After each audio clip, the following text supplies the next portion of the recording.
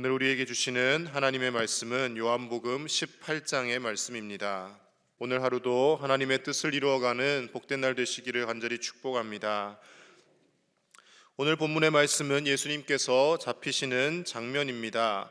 마태복음과 마가복음에서는 예수님께서 잡히시기 전에 겟세마네 동산에서 그렇게 기도하셨다라고 표현하고 있고요. 누가는 그곳을 감람산에 있는 곳이다라고 표현합니다. 감람산에 있는 겟세마네 동산을 의미하는 것이죠. 그리고 오늘 요한복음에서 요한은 그 위치가 기드론 시내 건너편에 있다라고 각각 조금씩 다르게 구체적인 장소를 기록하고 있습니다. 어찌 되었든 간에 예수님께서는 잡히시기 바로 전까지도 무엇을 하셨냐면 바로 하나님께 기도하셨다라는 것입니다. 하나님 앞에 예수님이 드린 기도의 내용이 무엇이었습니까? 예수님도 십자가의 그 엄청난 고난과 고통이 두려우셨기 때문에 할 수만 있으면 이 잔이 내게서 지나가게 해달라고 기도하셨습니다. 그러나 그 기도로 끝낸 것이 아니라 내 뜻대로 하지 마시고 아버지의 뜻대로 해달라고 이내 그 기도를 수정해 가십니다. 기도란 바로 이러한 목적이 있습니다. 처음에는 우리의 뜻을 구하고 우리가 원하는 것들을 하나님 앞에 구합니다. 우리도. 그러나 기도를 오래 하다 보면 하나님이 감동을 주셔서 하나님이 진짜 원하시는 것이 무엇인지, 하나님이 내가 무엇을 하기를 원하시는지를 그 기도하는 과정 가운데서 우리가 알아가는 것입니다. 물론 예수님께서 하나님이 원하시는 것이 무엇인지 모르셔서 이 십자가의 잔을 지나가게 해달라고 기도하시지는 않으셨을 것입니다. 예수님도 인간의 몸을 입고 이 땅에 오셨기 때문에 두려움과 고통을 느끼셨다라는 것을 드러내 주는 것이죠. 그러나 예수님께서 한 번도 하나님의 뜻과 반하는 자신의 생각대로 사역을 펼쳐나가신 일이 없는 것을 볼 때 예수님은 하나님 아버지의 마음을 가장 잘 알고 계셨고 그 하나님의 뜻을 철저히 이루는 삶을 이 땅에서 사셨다라는 것을 나타내 주고 있더라는 것입니다. 그리고 마지막 잡히셔서 십자가에 못 박혀 죽으실 때까지도 철저히 하나님 나라와 의를 위해서 예수님은 일하십니다.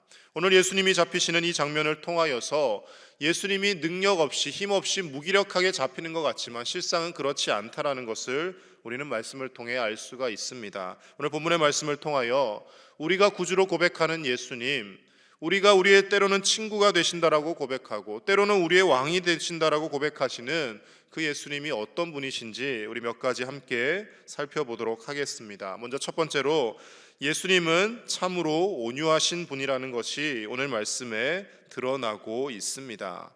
예수님은 자신을 잡으러 온 대제사장과 바리새인 무리들에게 일부러 질문을 하십니다. 그리고 그 질문에 대답하실 때 요한복음에만 기록된 독특한 장면이 하나 있습니다. 오늘 본문의 4절에서 6절 말씀 우리 다시 한번 보겠습니다. 4절입니다. 시작. 예수께서 그 당할 일을 다 아시고 나아가 이르시되 너희가 누구를 찾느냐? 대답하되 나사렛 예수라 하거늘 이르시되 내가 그니라 하시니라. 그를 파는 유다도 그들과 함께 섰더라. 예수께서 그들에게 내가 그니라 하실 때에 그들이 물러가서 땅에 엎드러지는지라. 아멘. 이 사람들이 왜 자기에게 왔는지 예수님이 다 알고 계십니다. 그런데 한 번 더 일부러 질문하시는 것이죠.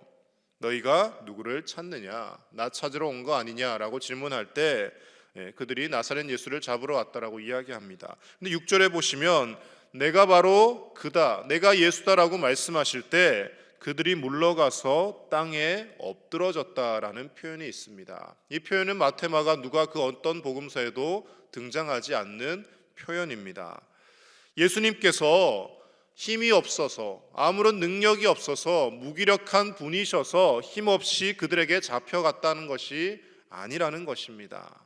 예수님의 말씀 한마디에 그들이 물러가서 땅에 엎드러질 만큼 예수님에게는 힘과 능력이 있었다라는 것을 표현해 주고 있습니다.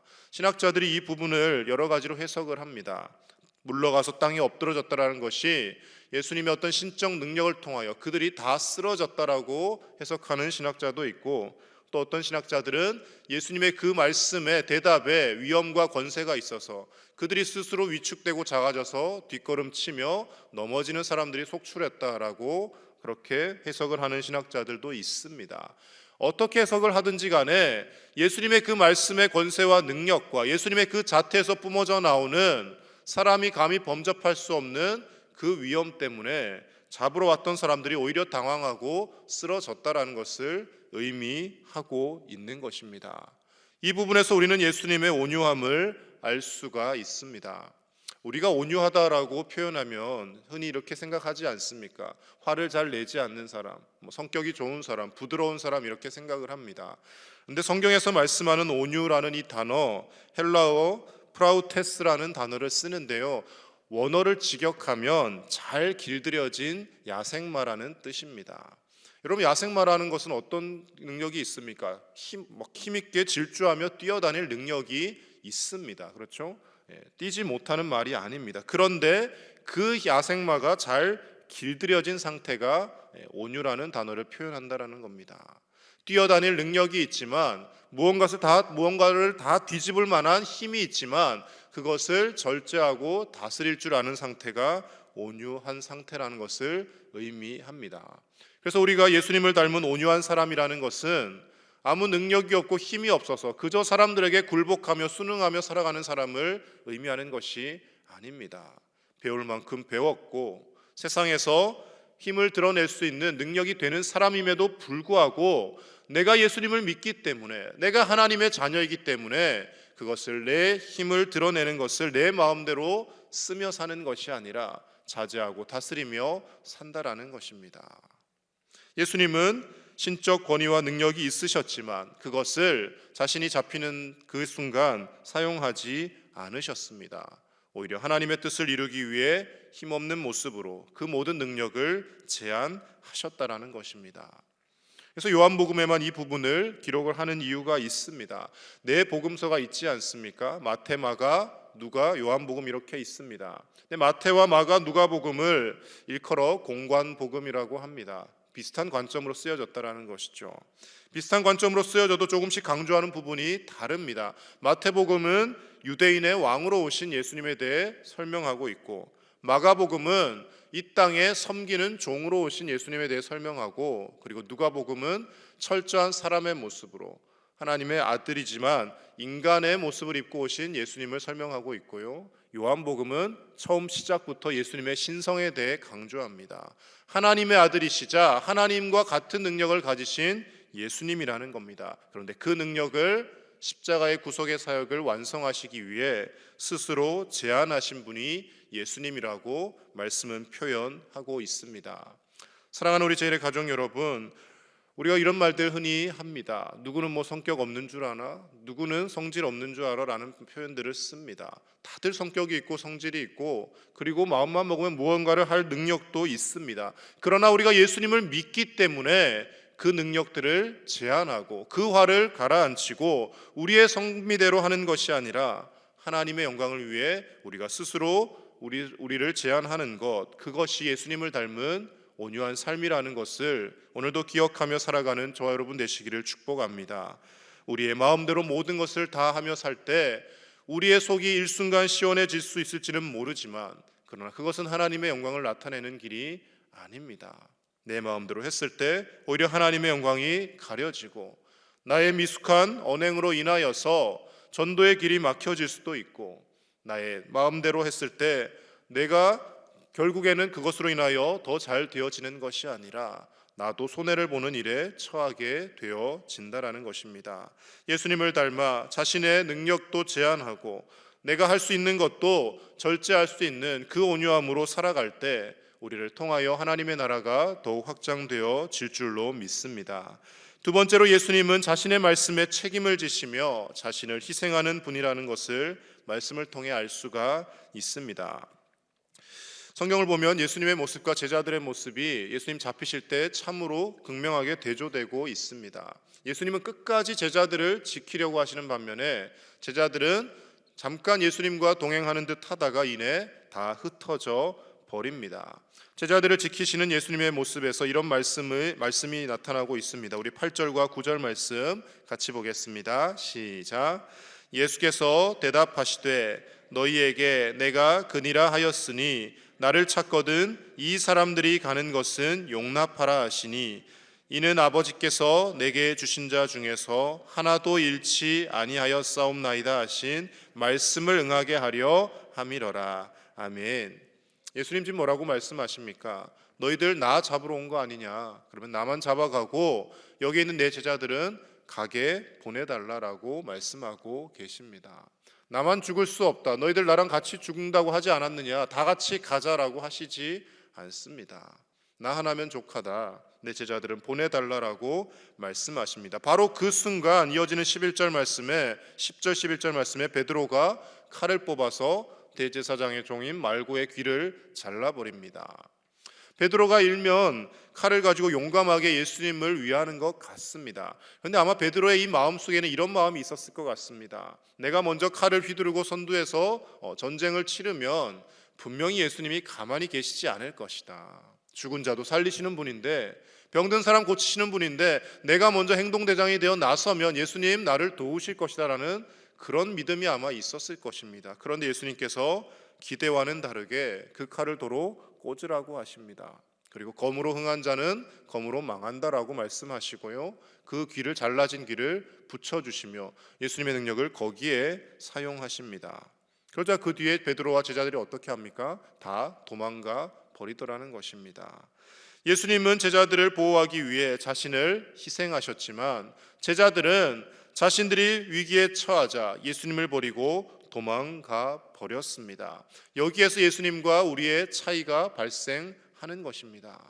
우리는 하나님 앞에 열심히 믿음 생활하며 예배 생활하며 그리고 기도합니다. 그러나 내 뜻대로 일이 성사되지 않았을 때 하나님은 너무하신 분이라고, 하나님은 내 기도를 듣지 않으시는 분이라고, 하나님이 어떻게 나한테 이렇게 하실 수가 있냐며 하나님을 때로는 원망하고 떠나려 하는 마음들이 저를 비롯한 모두에게 있습니다. 그런데 예수님은 그 어떤 순간에도 우리들을 지키기 위하여 자신의 생명까지 내어주시며 결국에 십자가의 그 구속의 사역을 완성해 가셨다라는 것입니다.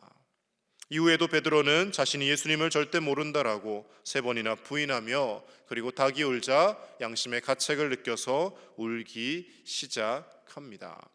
우리가 말한 대로 다 지키며 살면 얼마나 좋겠습니까? 그러나 우리가 사람인지라 그렇게 하지 못합니다. 그래서 우리가 늘 주의해야 할 것은요, 함부로 말을 하지 말아야 합니다.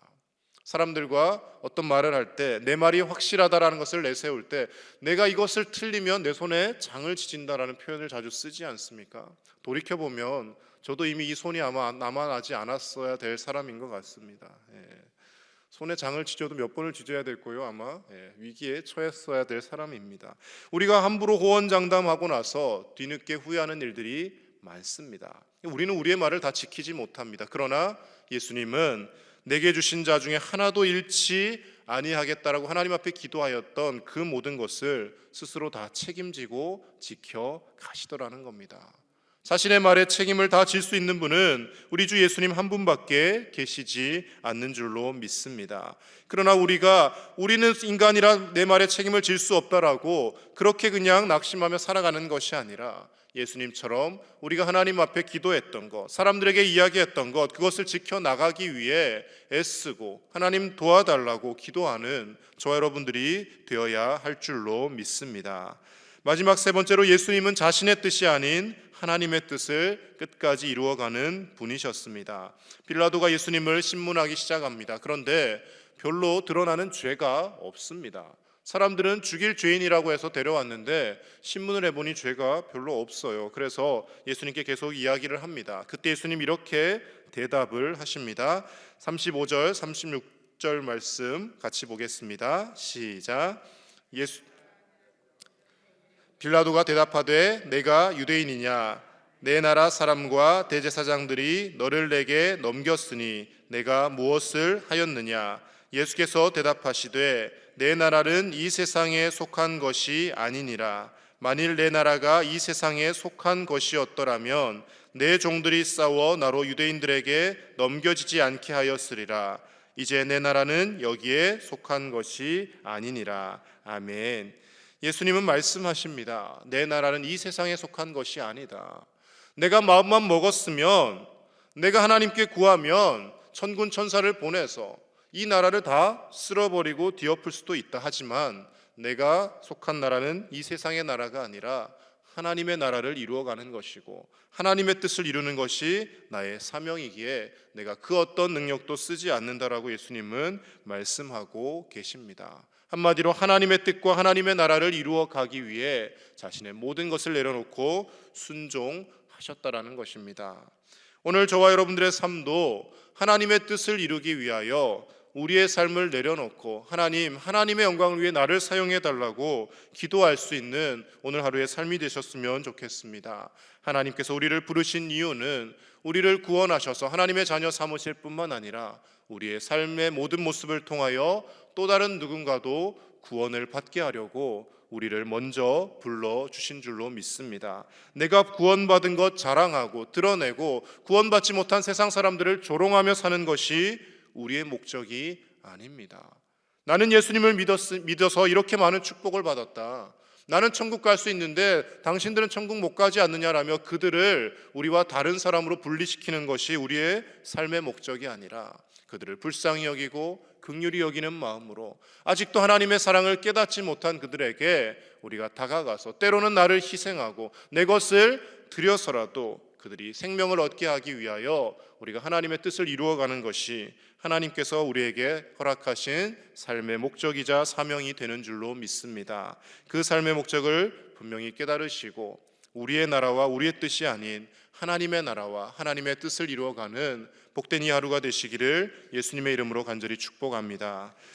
함께 기도하겠습니다. 이 시간 함께 기도하실 때 우리도 예수님을 닮은 참된 온유한 사람이 되게 하여 주옵소서. 내게 힘도 있고 능력도 있지만 하나님의 영광을 위해 그것을 스스로 제한하며 하나님의 뜻에 합당하게 사용하는 우리의 삶이 되게 해달라고 함께 기도하시겠습니다. 그리고 내 욕망을 이루려 하는 삶이 아니라 내 욕망을 이루려 하는 기도만 드리는 것이 아니라 하나님의 뜻을 이루어가며 하나님의 나라를 위해 오늘 하루도 헌신하며 사는 우리가 되게 해달라고 함께 기도했으면 좋겠습니다. 이 일들을 위하여 우리가 5월달에 항존직 선거를 치릅니다. 하나님 은혜 가운데 정말 교회와 그리고 하나님 나라를 위해 헌신할 수 있는 하나님 기뻐하시는 일꾼들이 세워지게 해달라고 항존직 선거를 위해서 기도해 주시고 휴가 중에 계신 담임 목사님 영과육의 강건함을 허락해 달라고 이 시간 함께 기도하겠습니다.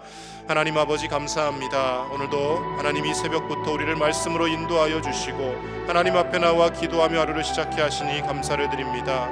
하나님 우리에게 때로는 세상적인 힘도 있고 능력도 있고 배울 만큼 배우고 여러 가지 많은 것이 있을지라도 그것을 하나님의 영광을 위하여 제한하기를 원합니다. 내 뜻대로 내 기분대로 내 감정대로 다 행하며 사는 것이 아니라 말 한마디에 우리의 행동 하나하나에 조심하게 하여 주시고 나의 언행을 통하여 하나님의 영광이 가려지는 일이 없도록 오히려 내 삶의 모습을 통하여 미약하지만 하나님의 영광이 나타나는 삶이 될 수 있도록 기도하며 오늘 하루도 하나님의 뜻을 이루어가는 우리가 되게 하여 주시옵소서. 하나님 아버지 우리 교회 수많은 하나님 나라를 위해 일하는 일꾼들이 세워지기를 원합니다. 장로님과 안수 집사님 권사님을 새롭게 세우고자 합니다. 하나님께서 인도하여 주셔서 하나님의 마음에 합한 자 지혜와 성령이 충만한 자 많은 성도들의 귀감이 되고 모범이 될 만한 자들을 세워주셔서 교회가 든든히 더 서가게 하여 주시고 하나님의 나라와 하나님의 교회를 위하여 열심히 일할 자들이 빠르게 세워지게 하여 주시옵소서. 모든 아버지 항존직 선거 가운데 아버지 시험에 드는 자들 없게 하여 주시고 하나님의 은혜 가운데 교회의 축제와 잔치가 되어질 수 있도록 주께서 인도하여 주시옵소서. 하나님 휴가 중에 계신 담임 목사님 기억하여 주시고 영과육을 강건하게 붙잡아 주시며 하나님이 주시는 귀한 마음 가지고 다시금 회복하여 돌아오실 수 있도록 주께서 은혜를 베풀어 주시옵소서. 오늘도 아버지 하나님 앞에 간절한 기도의 제목으로 나온 우리 모든 성도님들 기도마다 응답하여 주시고 우리의 기도와 우리의 간구하는 것보다 더 좋은 것으로 채우시는 하나님의 은혜가 있게 하여 주시옵소서. 하나님 아버지 우리가 오늘 하루도 예수님을 닮은 온유한 사람이 되어 살기를 원합니다. 세상에서 공부도 많이 하고 또 여러 가지 가진 것이 있을지라도 그것을 내 기분대로 내 감정대로 행하며 사는 것이 아니라 하나님의 영광 드러내기 위하여 스스로 제한할 수 있는 믿음을 허락하여 주시고 우리의 말과 행동 하나하나를 통하여 예수님이 드러나는 삶을 살아가는 복된 이 하루가 되게 하여 주시옵소서. 내가 구할 것을 내 욕망만을 따라서 구하는 것이 아니라 하나님의 나라와 의를 구하며 나아가게 하시고 너희는 먼저 그의 나라와 그의 의를 구하라. 그리하면 이 모든 것을 너희에게 더하시리라 말씀하신 예수님의 약속 붙들고 나아가는 믿음의 하루가 되게 하여 주시옵소서. 오늘도 하나님 앞에 많은 기도의 제목들을 가지고 나아왔습니다. 간절히 기도할 때마다 하나님께서 들으시고 응답하여 주시되 우리가 구한 것보다 더 선하고 좋은 것으로 응답하시는 하나님의 은혜를 입는 복된 날이 되어지게 하여 주시옵소서. 사랑하는 담임 목사님 영육을 강건하게 붙잡아 주시고 이 모든 휴가 기간 동안 하나님 평안한 길로 인도하여 주시며 하나님이 주신 힘과 능력으로 공급받아서 평안히 돌아오실 수 있도록 주께서 인도하여 주시옵소서. 병석에서 고통받는 환우들을 기억하셔서 주님 찾아가시고 어루만져 주셔서 인간의 의술과 과학을 뛰어넘는 하나님의 능력의 손길로 만지시고 속히 회복되는 역사가 있게 하여 주옵소서. 감사를 드리며 우리 주 예수님의 이름으로 축복하며 기도하옵나이다. 아멘.